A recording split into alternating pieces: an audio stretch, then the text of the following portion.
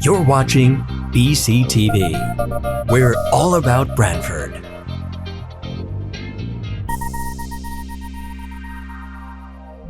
You're watching BCTV, Branford Government Television, a service of Branford Community Television. This program is brought to you in part through the support of the town of Branford. Selectmen's meeting to order. Item 1, to consider and if appropriate approve a request from Fire Chief Thomas Mahoney to waive the bid for the process for the completion of the second floor walls and kitchen installation at Indian Neck Fire Station 9 and award the contract to Total Construction Services of Branford in the amount of $18,720. Chief? Thank you. Commissioner? So as you know, when we built the firehouse, we needed to get a variance variance from the state of Connecticut to deal with some issues on the second floor, which we did receive. So this wasn't originally part of the project. For me, not being a subject matter expert, I didn't know really how to approach this without, hiring an architect, which would have cost more money to put some type of spec together and put it out to bid. So what we did is we asked several local companies to come down and give us a quote. We had 3 come down. One we got through General Government Buildings because they had previous experience with them, and then 2 others we have had previous experience with. The lowest of those 3 quotes was $18,720, which was Total Construction Services of Branford. Okay. All right. So solicited 3 price for request for proposals. They all seem to be comparable in terms of scope. Total being the lowest of $18,720. You get a motion to approve? Motion to approve. Second. Move second. And any further discussion? Hearing none. All in favor, say aye. Aye. Item passes. Item 2, to consider and if appropriate approve a request from Fire Chief Tom Mahoney to waive the bid process for the installation of stone veneer to the outside walls of Indian Neck Fire Station 9 and award the contract to Riccio Construction Incorporated of Branford in the amount of $15,400. Again, a similar situation where, not being in the construction services, I reached out to Commissioner Massey to see if he knew anybody we could at least start with to do the stone veneer. Brought in 2 out of the 3, and then we also contacted Riccio Construction. They all came down, took a look at the project with the fire department providing the materials, the stone, and then this is for labor only to do all the work to install the thin stone. This is for the lower concrete portion of the building that we had intended to get that stone work done. All of the money for both of these projects, by the way, are still included in the original appropriation for the building. Okay. Got a motion to approve? We did ask Make a motion 5 to people to approve. look at it, too. Yes, 5. We got Yeah, 5, we got 3. 3, okay. A motion to approve. Second. Move second. And any further discussion? Hearing none. All in favor, say aye. Aye. Item passes. To consider and if appropriate approve a request from Fire Chief Thomas Mahoney to donate the old ambulance van 1GD675CG3E1181250 to the East Shore Health District and accept the previously donated ambulance, the number 1FDWF3GRXAEA72225, back to send to public auction. I apologize for making you read those VIN numbers, Jamie, but, so we donated a previous ambulance to East Shore Health District. That ambulance, we told them basically it was, the body and everything was in good shape, but it was kind of the taillight guarantee. It had some of the earlier diesel emissions issues, and it has since failed for all intents and purposes. So normally we would take an ambulance. We don't get a lot for them. We put them to public auction and we get what we can get.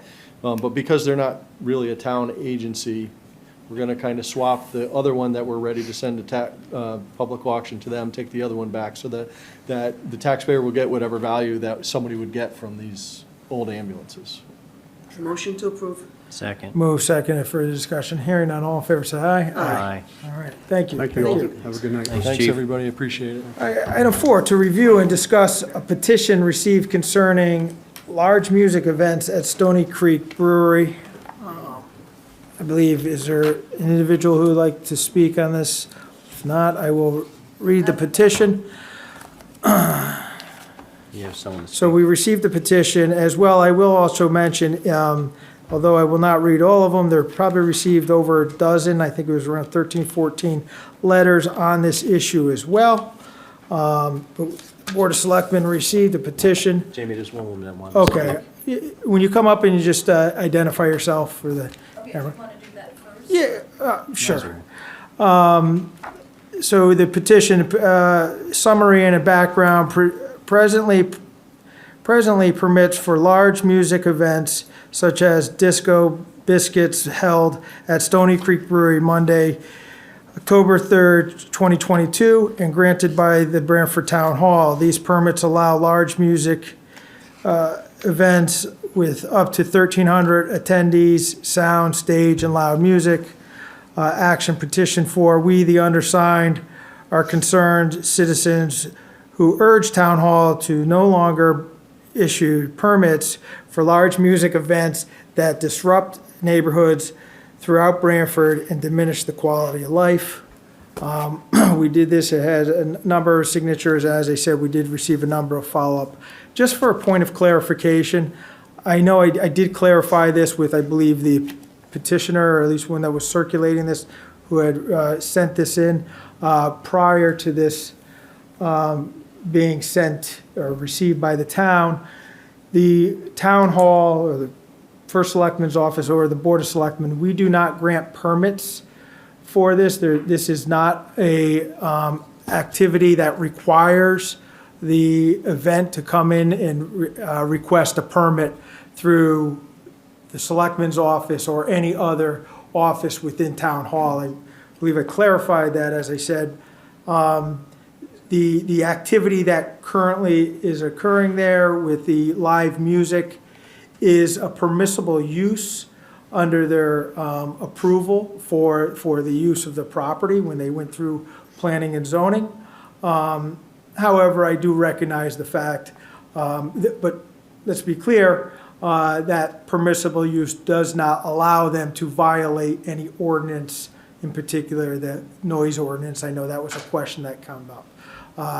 So there's not a variance that is granted. There was not a permit that is required. This is a permissible use. However, they still need to comply with the ordinances that are here in the town of Branford, as well as state statute. I do understand, I see we have a number of residents here who would probably, I think, address the board and feel that they've, regardless of whether there's a violation or a permit, that there's a certain level of disturbance that is existing in your neighborhoods. So I believe, Pat, just come up and identify yourself for the record. Hi, my name is Pat Dugan. Thank you for the opportunity to speak tonight.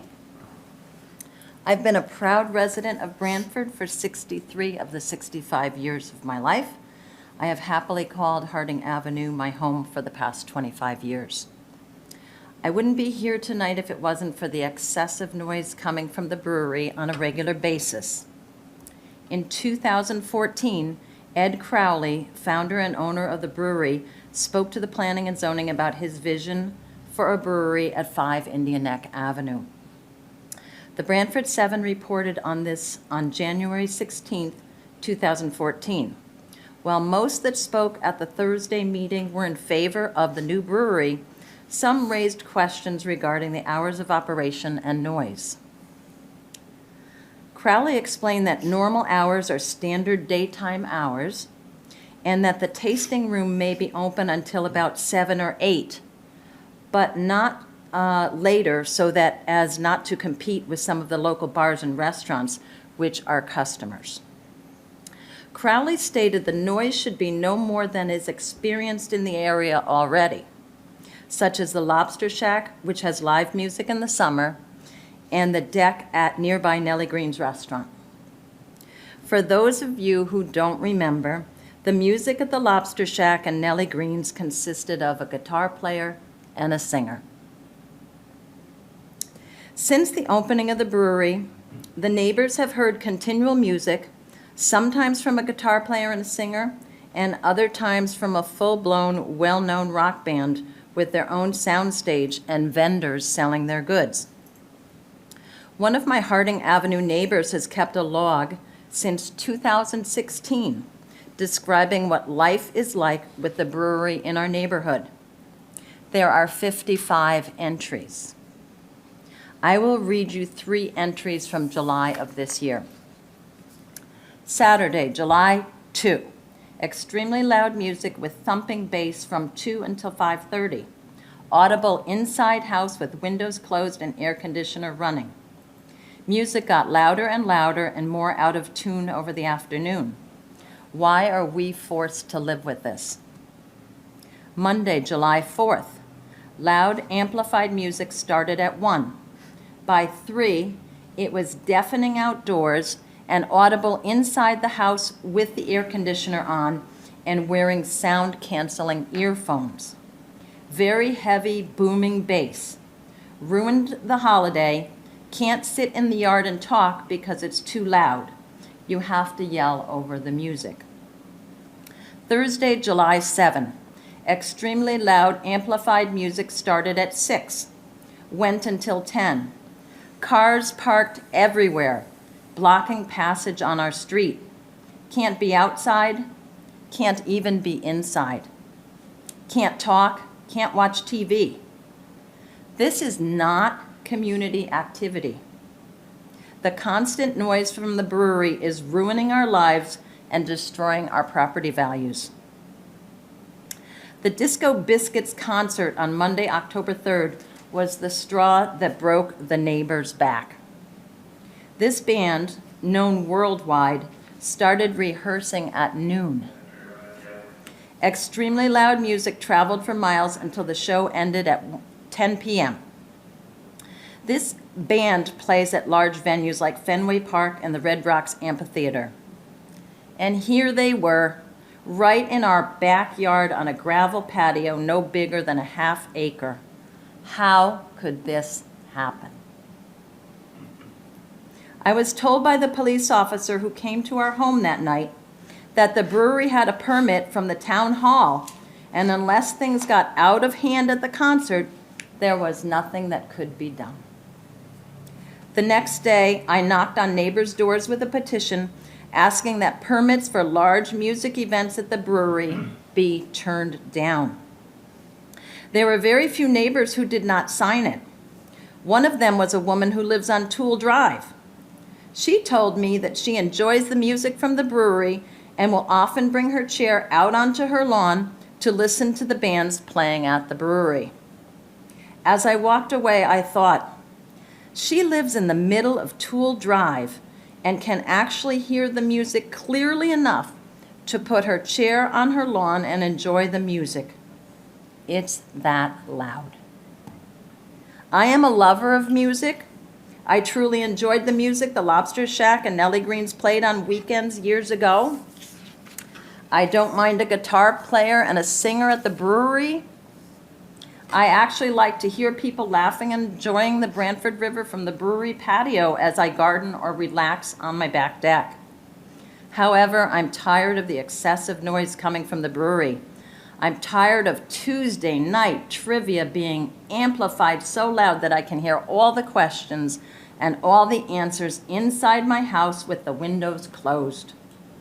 I am tired of coming home to a full-blown rock concert happening in my backyard.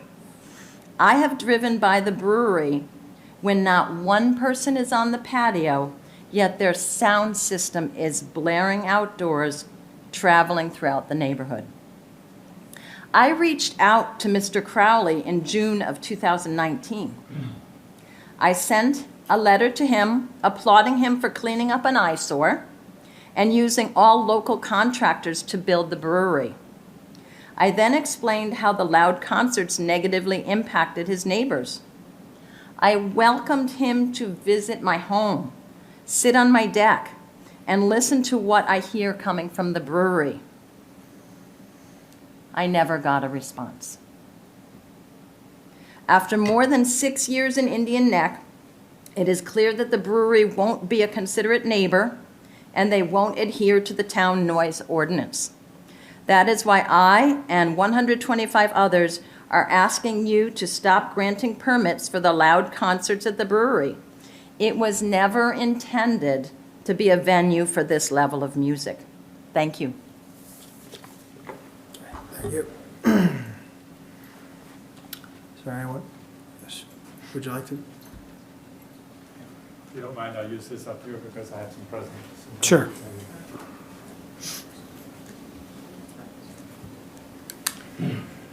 Mr. Cosgrove, Ms. Higgins, Mr. Dunbar, thank you very much for the opportunity to address you tonight.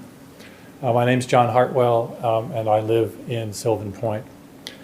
My wife and I bought our condo on the Branford River exactly 10 years ago. We can just see the bridge on the Indian Neck Avenue, which is a half a mile away. Which is a half a mile away, and there was no brewery then, just an ugly mess. We were happy when the brewery was approved, as they promised a tasting room with limited hours. They never told P&Z that they intended to become a rock concert venue.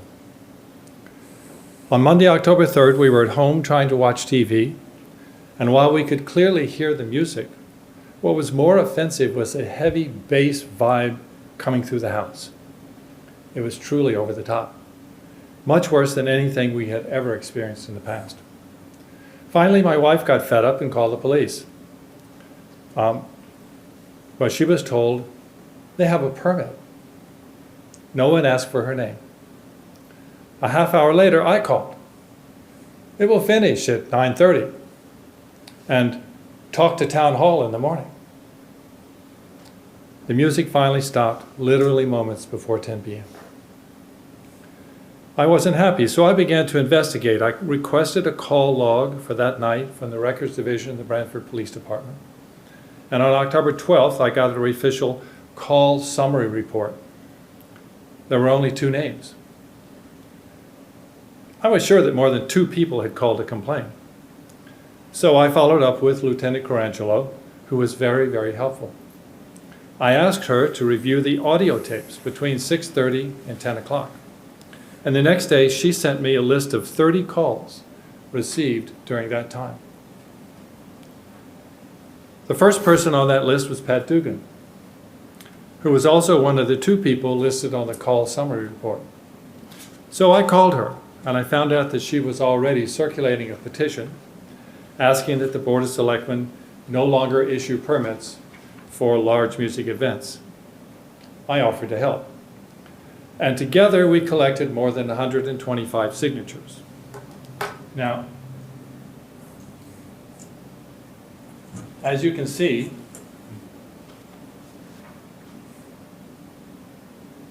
these don't just come from the neighborhood next to the brewery.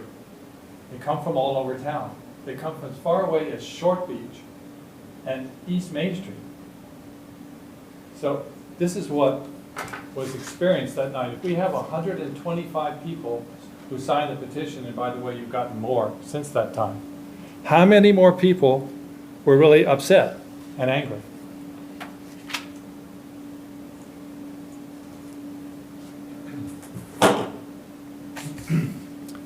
Next, we decided to ask for a meeting with Chief Mulhern. And while waiting, we reviewed the existing noise ordinance.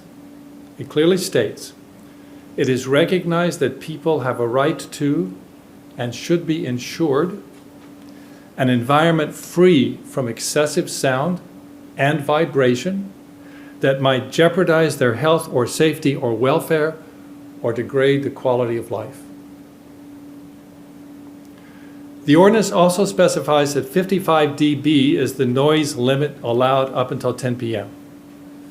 Not knowing what that meant, we found a chart from the American Academy of Audiology that puts the number in context.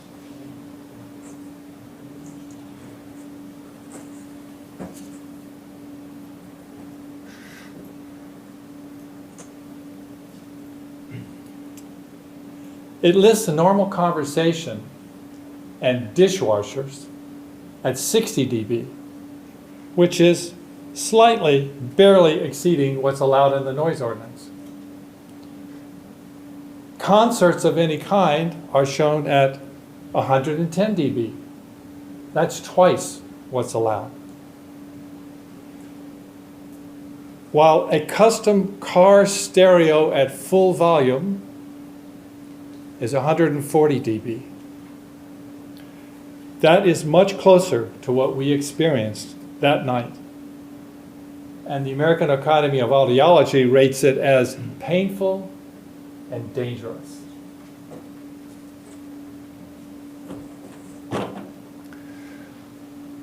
I also spoke with a fire marshal who told me that he and a building inspector had toured the brewery that morning and had approved the stage construction and emergency exits, so they did have that permit. Finally, the ordinance permits the Board of Selectmen to issue a noise level variance with proper application 20 days prior to the event. But I had been given an email exchange between the first selectman and one of my neighbors confirming that no special permit had been issued. I want to repeat that. The ordinance says that you have the power to issue a variance, that it has to come, the application has to become 20 days in advance. And we obviously need to have a public hearing on something like that. Our meeting with Chief Mulhern and Deputy Chief Elves was very cordial, but not as productive as we had hoped. The chief told us that the noise ordinance was difficult to enforce, and that he was unaware of any special permitting process. He did confirm that the Branford Police Department owns a decibel meter, as required by the ordinance, but he doesn't have the resources required to send people to training, as this would take away from more important duties. He also said that he understands that there are 6 events planned for next year. This, as you might imagine, is concerning. So, now we're here with 2 simple requests. First, please direct the police department to take whatever steps are necessary to enforce the current ordinance, including updated, properly calibrated equipment if needed, and training for selected officers. Second, please establish a public process for issuing variances to the noise ordinance with at least 20 days lead time, so we can have a say on any variances for large music events, like rock concerts, especially on weeknights, when the next morning children have to go to school and people have to go to work. Please stand up for the rights of the residents who elected you. Finally, I'd like to say one more thing. Disco Biscuits should never have been booked in the first place. A band that typically plays in large stadiums, has its own tractor trailer to carry equipment, requires a special built stage, and comes with a massive sound system, is simply not appropriate for this space, not for this neighborhood. Thank you. Thank you. Yes, sir.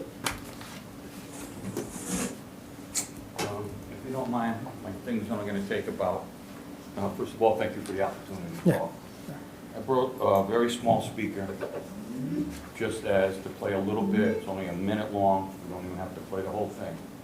But what I want to state is, I live on Harding Avenue, and that night when we got home, we tried to relax in our house, but for me to even try to watch TV, I had to have the volume full up, and I was still struggling to hear the TV over the music through closed doors right through our back part of the house. So I had to take 5 different times to walk out there. That's how frustrated I was. I did talk to the lieutenant that night, stating I was angry enough, or it frustrated me enough, that I said, how about if I drive to Crowley's house and I played loud music outside of his house? And basically said, you really don't want to do that, and I understand that. So if you don't mind, I'm just going to play a little piece of this. I could shut it off if you want, but this is only a small speaker, not even anywhere approaching what they were playing, basically in our backyard. Oh. Excuse me.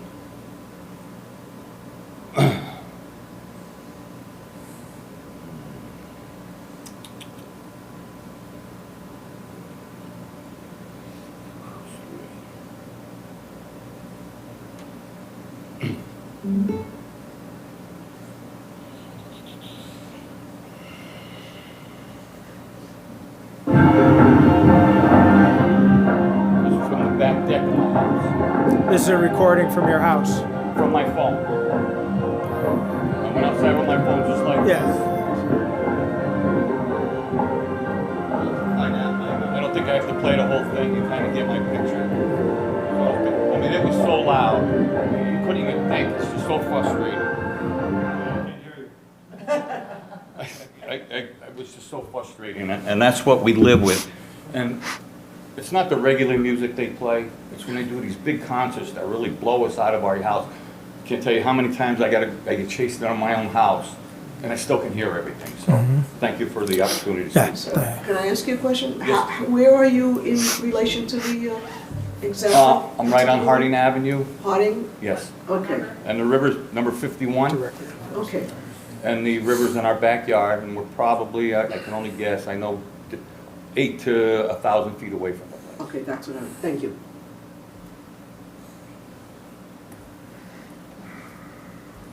I'd just like to add. Sure, come on up. David Nakarada, I live on Harbor Street. I just wanted to verify everything that's been said tonight. It was terrible. The same thing with my house. The whole house was vibrating. Windows closed, air conditioning on, couldn't watch TV. It was bad. David, you live right near the bridge. Yeah, right near the bridge on Harbor Street going towards the beach. So I also would just like Yeah, if you just, verify what everybody else I'm is except- saying, they're the same things. Do you mind just coming up a little closer? I'm sorry, No, just, it's okay. they won't pick you up. I live at 19 Harding Avenue. I'm up the upper end, so I'm directly across from the brewery. And when I was still working, before I retired, I used to be able to come home and have my weekends on my deck, just like everybody wants to do, but that music was just constantly going. I agree with Patty, the trivia night is ridiculous. It's freezing out Tuesday night, and she's blasting trivia questions for over an hour. Why is it outside the building? There's no one outside, it's cold.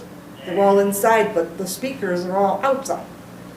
So I do agree with everything, it's disrupting our lives, you have to shut down everything, you can't hear, like Howie says, you can't listen to the TV, you're shutting windows, you're trying to do everything, so I just wanted to add my 2 cents. Thank you.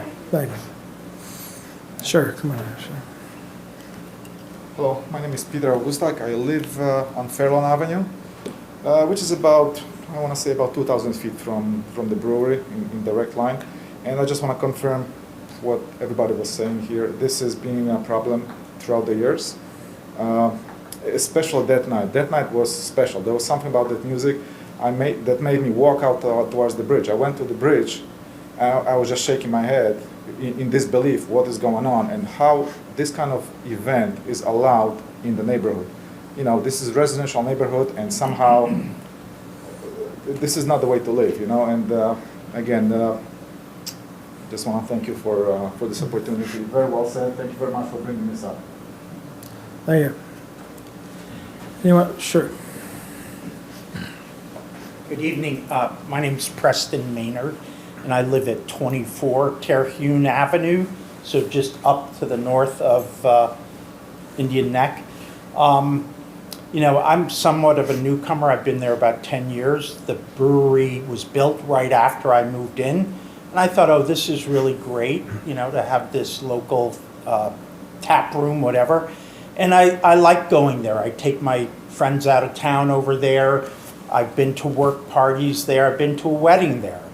I don't understand the music piece. They know this is a residential area, some of it, you know, and I don't even mind the Sunday afternoon crooner on the deck, you know, filling the air. But the big concerts, I almost had to laugh because I put air conditioning in thinking that would calm the noise, and it just went right through the house. So I'd just like to ask your consideration. I also don't understand the trivia night.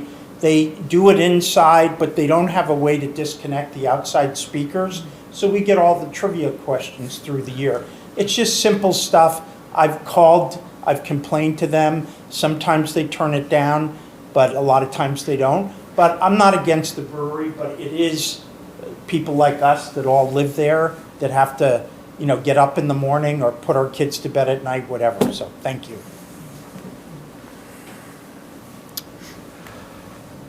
All right, anybody else? All right, sure. It sounded like the way you were talking, is there anything to stop Mr. Crowley from doing this every 2 weeks? If he wanted to have a concert every 2 weeks? So, well, again, he doesn't need to Right. request So he could permission. do it every 2 So he weeks. could do it. However, doesn't mean he doesn't have to comply with the ordinance, the noise ordinance. Now, the one thing that I think, and I think one of the commenters touched on it, and I will say I've, in my discussions, not only regarding this issue, but other issues over the years, the noise ordinance is difficult to enforce. And so I think that is something too that also needs to take, we need to, as a town, need to take another look at in terms of what do we have documented, what is the process.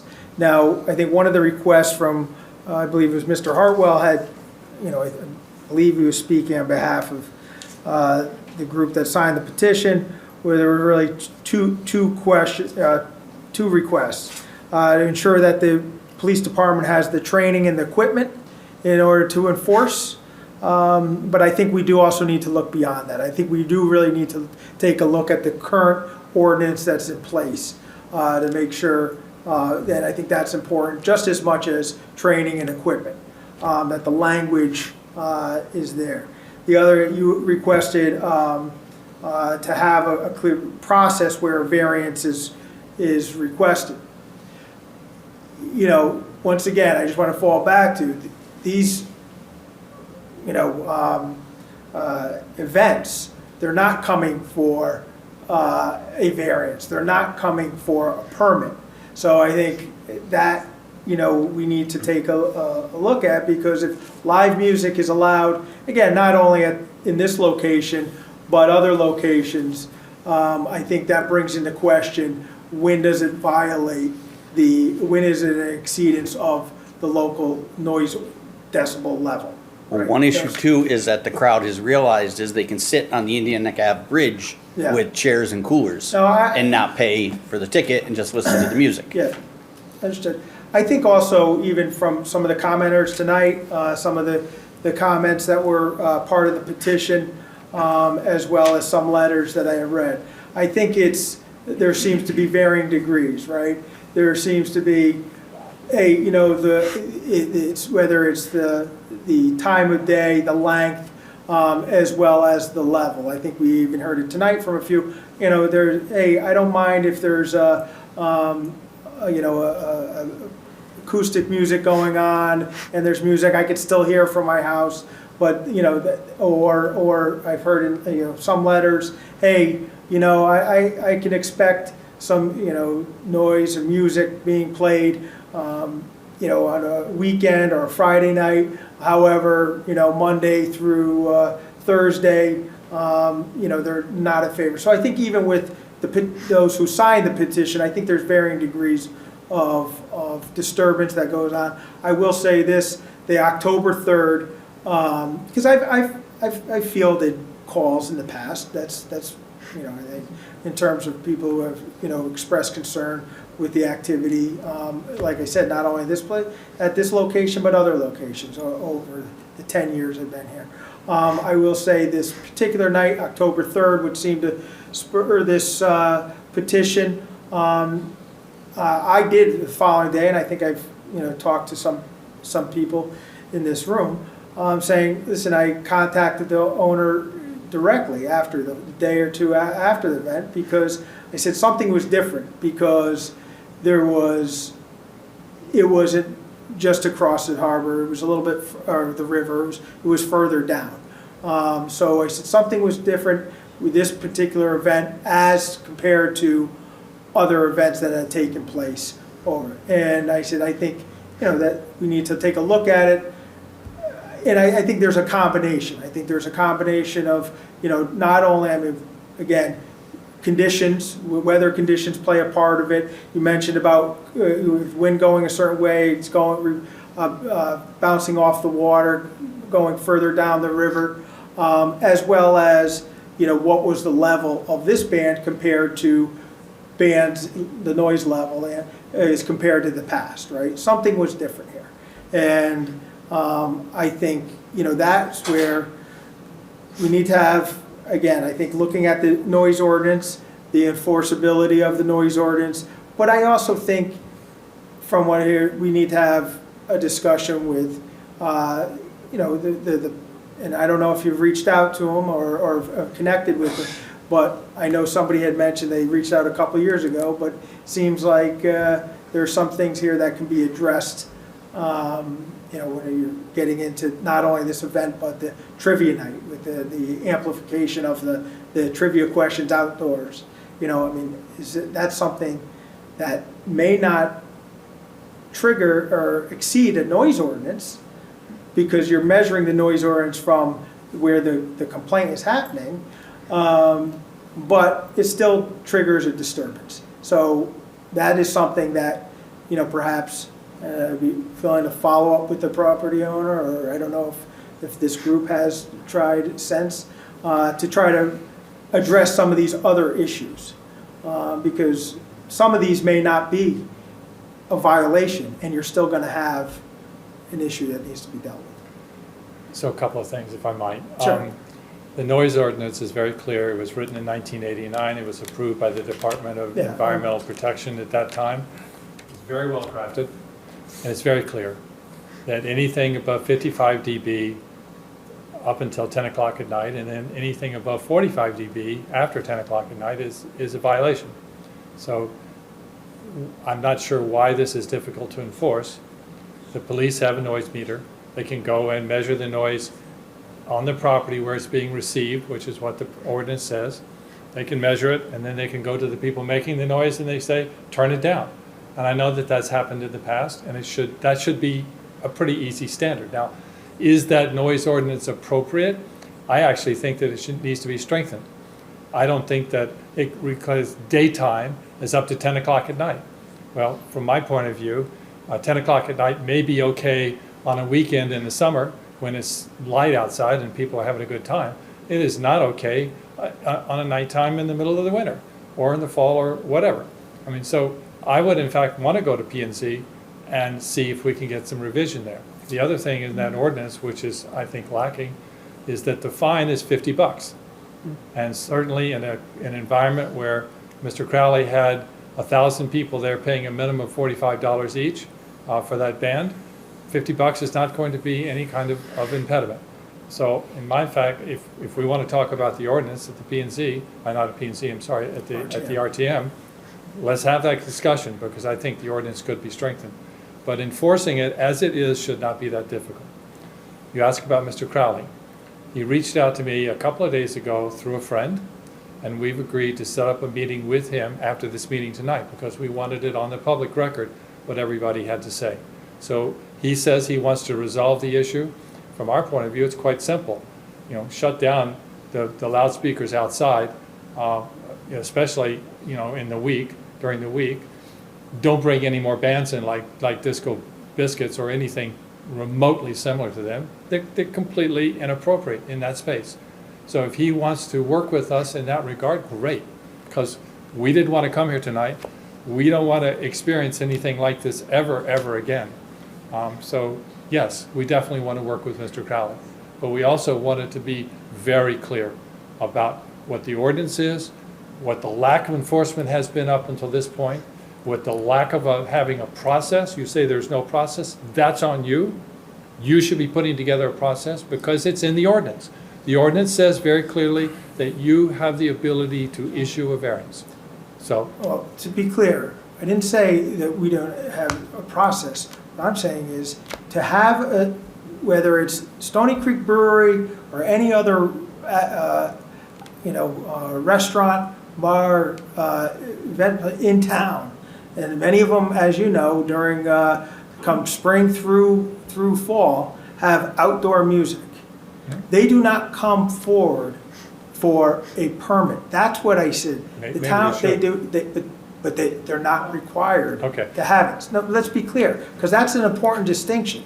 You haven't required the thing. Because, They're- if they're in violation of the ordinance, then If they're going to exceed the violation, there's a process there where they can request, and it is spelled out in the Right. ordinance, what they have to, the location, the time of event, the noise, request that variance from that ordinance. And it would come to the Board of Selectmen, and we would grant that variance.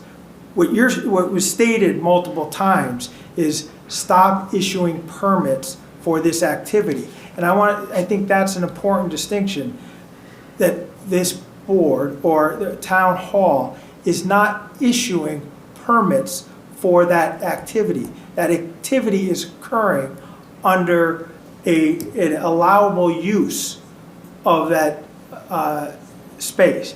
Now, the issue is the level that may, and as stated, there's some activity, music that occurs, that there are no issues. There are no complaints. There are some that do trigger that. So I think that's, Okay. keep going back to the permitting. just to be clear, the wording in the petition was put together before we found out that in fact no permit had been issued. So we assumed, because we were told by the police, I was told directly, they have a permit, call town hall.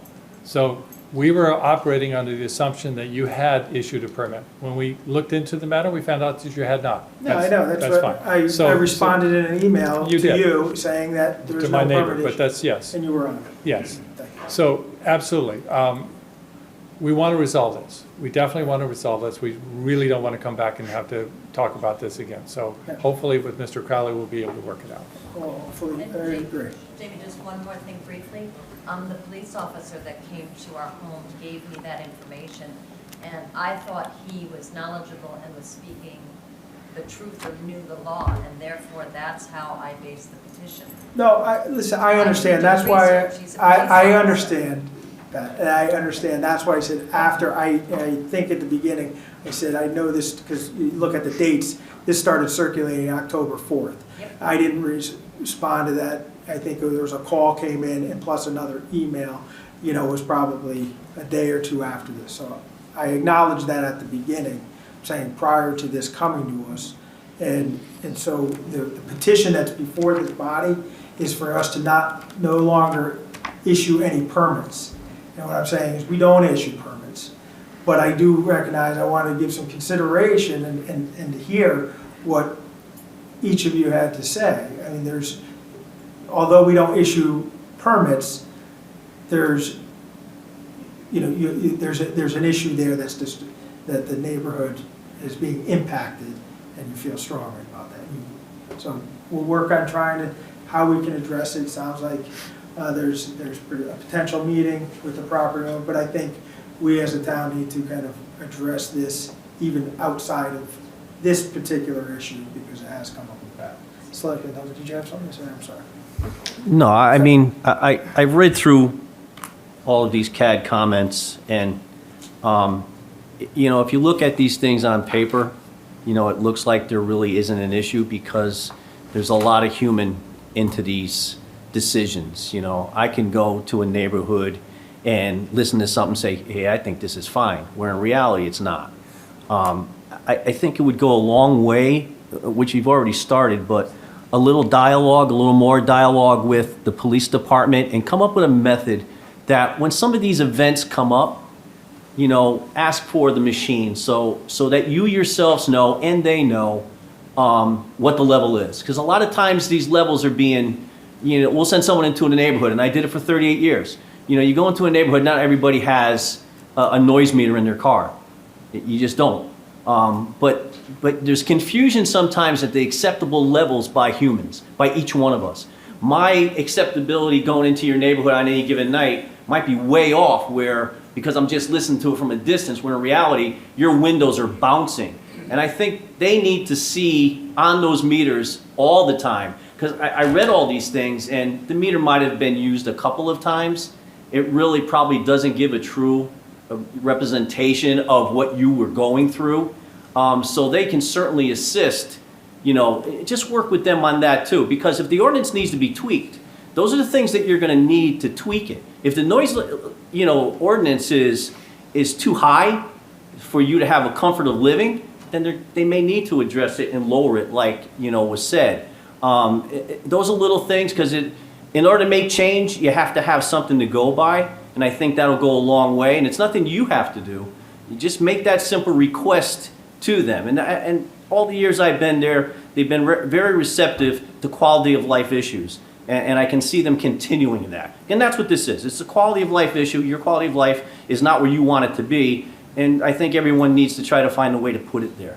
But let's use the tools that we do have in the town to build your case that's even better. Because unfortunately, when I look at this, and I know, yeah, these were probably all outrageous, but it's not documented. And that's one of the things that'll help you down the line. And it's something that we should be doing for you.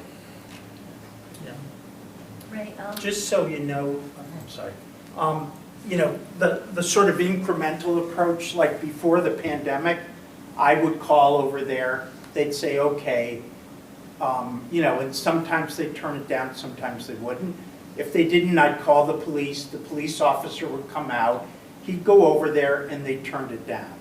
That's great, but you don't want to have to do that all the time. The pandemic came, there was kind of a quiet, and then it's come back again. And I think, I don't mind, I have them on speed dial, and I'm sure we all do. It's just you don't want to have to compete with the bar noise because the person who picks it up is pouring beer. But, they've done sometimes their part in quieting it down. But there's also been a creep in terms of the time. It used to be they were closed at 10 and now it's creeped up to 11. And some nights in the summer it's open till midnight. So, or I think it was, maybe it's 11. But it's just, that's also creeped up into the evening. So. And with your conversation with Mr. Crawley, certainly those are things that should come up. Yeah. And then Ray, I appreciate those comments. What was interesting is when we were with the chief, he was explaining that he didn't have the force or the funds to do the proper training with the decibel readers, and he explained to us pretty much what you did with the decibel levels and how what we think is loud.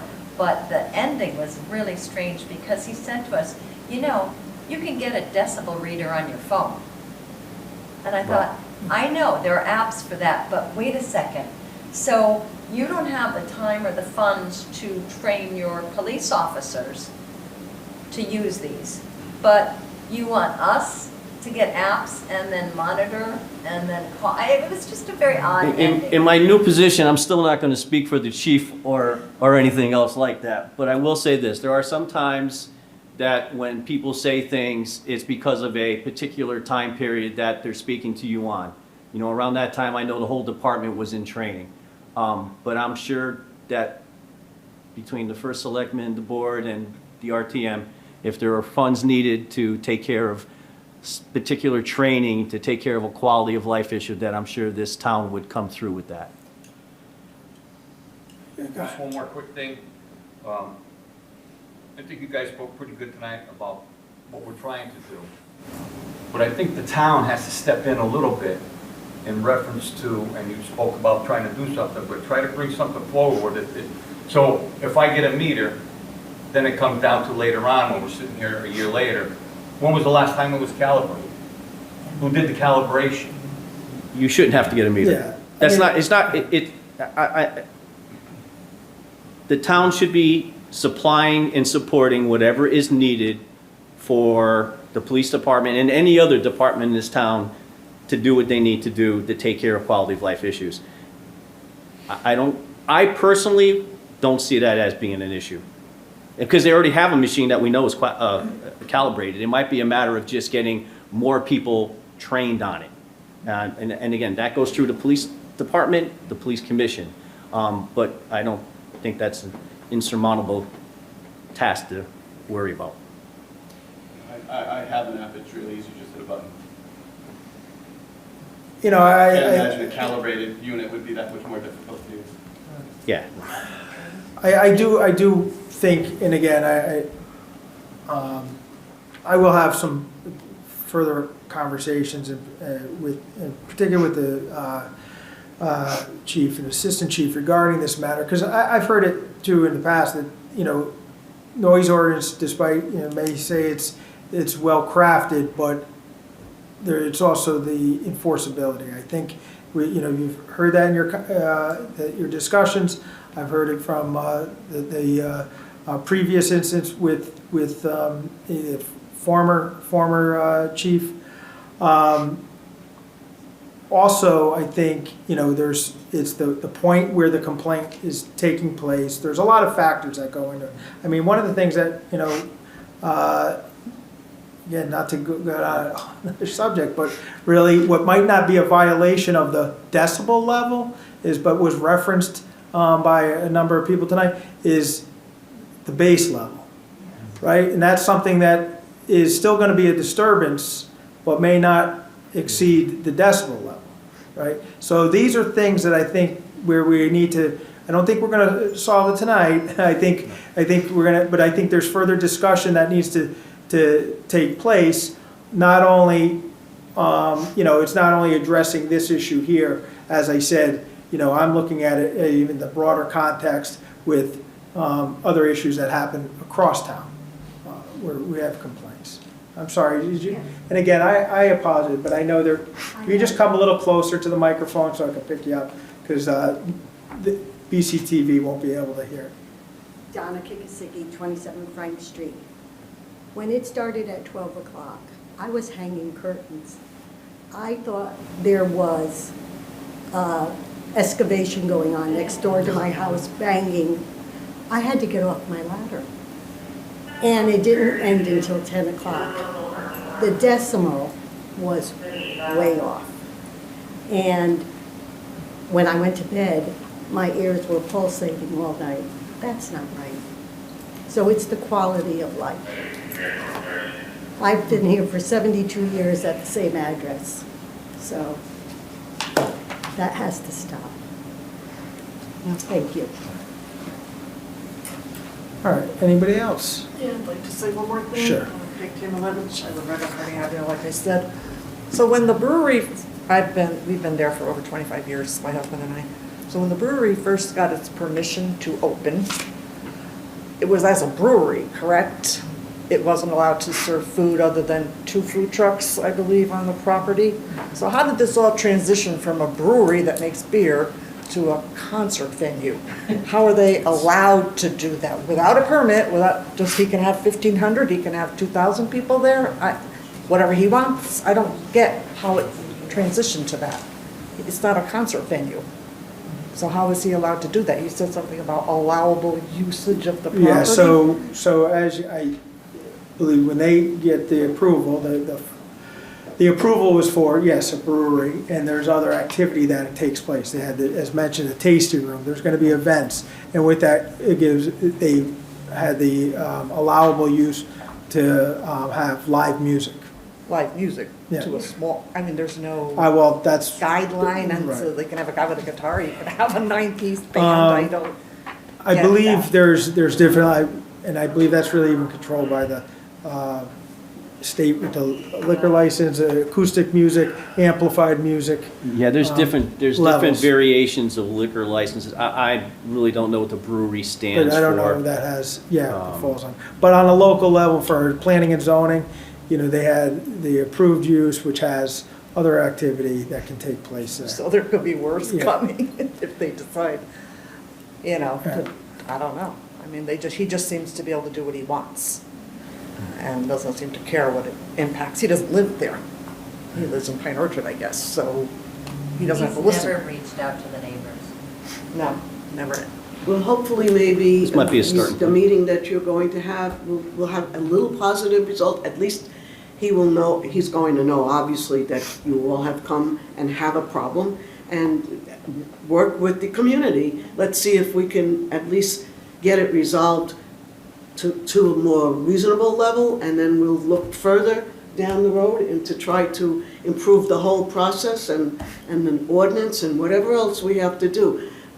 No one is upset at all. In fact, personally, I'm very happy that you all felt comfortable enough to come and speak with us. That's what we're here for, to listen and bring attention to our people, our residents. They have a voice in what goes on here. And we're happy to listen, absolutely, and try to effect some kind of a resolution immediately now to hopefully begin the dialogue. I'm hoping that you'll be able to let us know that there's some positive that immediately comes out of having a discussion with this gentleman. He's a businessman. I'm sure he's well aware that the more you upset a community, the more difficult it is to run your business.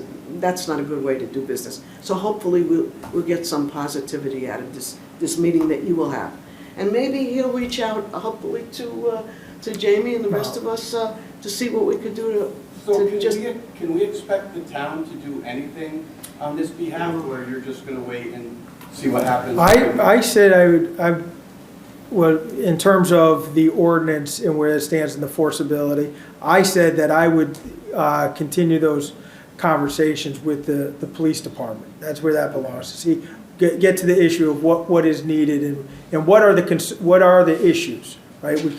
And then as far as this particular issue, I did reach out to the property owner, the business owner at Crowley, like I said, on October 4th or the next day after, said, hey, listen, there's something, there was a concern here. It was something different than usual.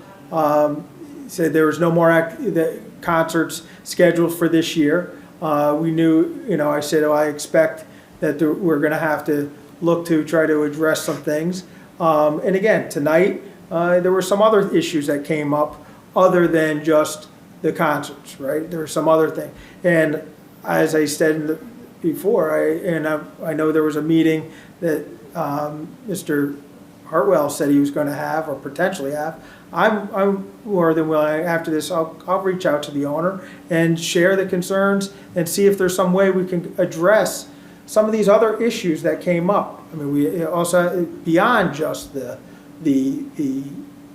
concerts, the level, right? I think that needs to, but I think what was expressed tonight, and I'll bring that back to the owner and see what they do. Again, I just wanted to clarify at the beginning in terms of, it's not just we will no longer issue, I don't mean to continue to be redundant on it, permits, because we don't issue permits. I want to clarify that. There's the permissible use to have live music. That's a permissible use, not only for this location, but several other locations across town. But let's see if we can come to some resolution working with the business owner and the neighbors. And that's tonight. That's all I could tell you. I mean, I don't know. All right. Any other? All right. Well, thank you. Thank you.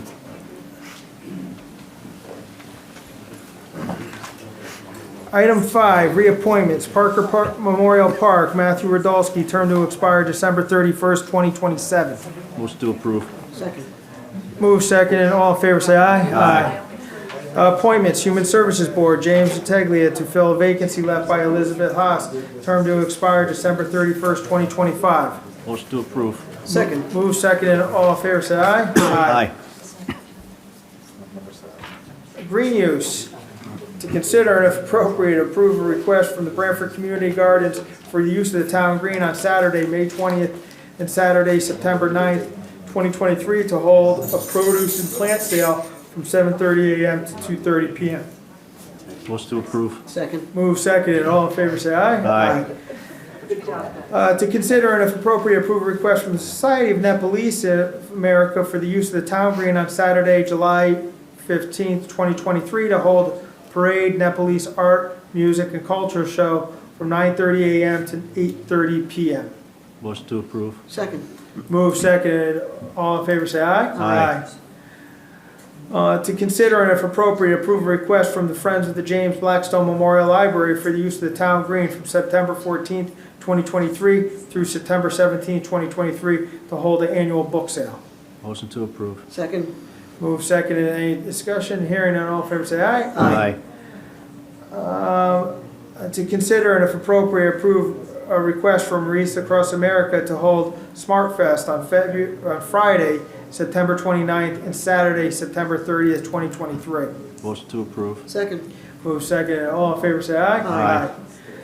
Item 8, correspondence. Letter from the Solid Waste Management Commission concerning a request for proposals for the collection of trash and recyclable materials and the possible changes to the current material handling processes. Just read this letter. This is from Paul Muniz, Chairman of the Solid Waste Commission. First Selectman Cosgrove, this letter is intended to inform the Board of Selectmen that the Solid Waste Management Commission has issued a request for proposals to obtain bids for both the collection of trash and recyclable material and processing of recyclable material. The request is intended to result in a contract for services to replace 2 current agreements for the combined services that will expire at the end of this fiscal year. The material handling approach included in this request for proposal is different from that used throughout the town for decades. Curbside collection of trash and recyclables is intended to take place using an automated equipment as much as possible. Recyclable materials will be handled in a single stream rather than as separated material types segregated by each household. Single stream recyclable material processing will be administered by the material collect contract holder rather than the town resource. Purchase and provision of appropriate rolling material containers by the town for each household will be required and will need to be funded. The revised approach has been recommended by engineering consultants hired to evaluate Branford's trash and recycling program and has been accepted by the Solid Waste Management Commission. Education and outreach to all residents will be necessary for the new program to be successfully implemented. I look forward to describing the request for proposals and next steps that we'll take. Please provide me an opportunity to speak with the board at your convenience. Thank you. Sincerely, Solid Waste Management Commission, Paul Muniz, Chairman. So we will have the Solid Waste Commission come do a presentation because, as stated in his letter, this will be a change of how the town has sorted its recycling as well as the collection that we have done since, as pointed out, decades. So we'll do as much outreach as we can. Again, this was a decision made after some extensive research, not only as mentioned by hiring consultants, but the many commission members themselves in evaluating what currently exists within the industry. All right. With that, I'll entertain a motion to adjourn. Motion to adjourn. Second. All right, all in favor, aye. Aye. Aye. Thank you. This program was brought to you in part through the support of the Town of Branford. Watch town meetings and other videos on demand at BranfordTV.org.